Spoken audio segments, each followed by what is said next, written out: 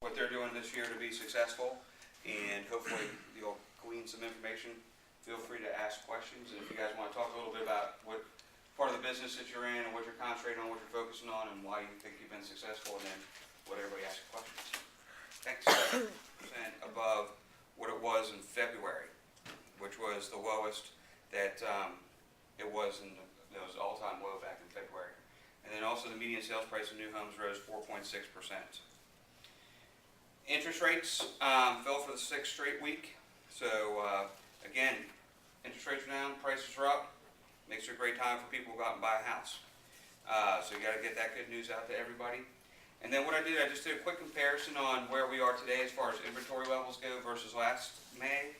And last year we had 7,428 houses for sale. Right now it's 7,516. So we are pretty much right where we were this time last year. We had a 2.1 month supply of houses that went under contract the previous 30 days last year.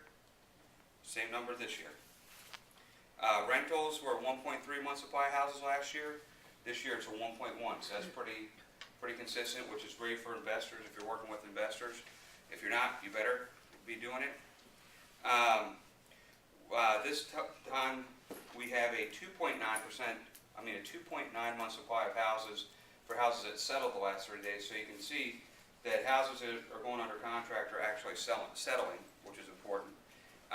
This time last year was 2.3, so we're actually above where that was last year. And I think that it's been pretty flat, right around 2.9 to 3.1 all year. So I think that's still a very strong number compared to the rest of the country. We're just up in New York at a conference, and it was in Rye, New York, and I was telling people about our 2.9 and 3.1 supply houses and all that. Month supply houses, and they had a 41 month supply of houses in HU. Huh? They probably hate you. Oh yeah, yeah, that's unbelievable. In New York. In New York. They Yeah, have and a 9-year or 7 or 9 year backlog on foreclosure. 7-year backlog. To actually foreclose on somebody. Their foreclosure process, I want to say it took 462 days, but because it takes so long, and everybody that's in foreclosure is going to take 7 years to flush through their foreclosure problem. Last year, distressed properties made up 19.2% of the market. Now it's 15.2.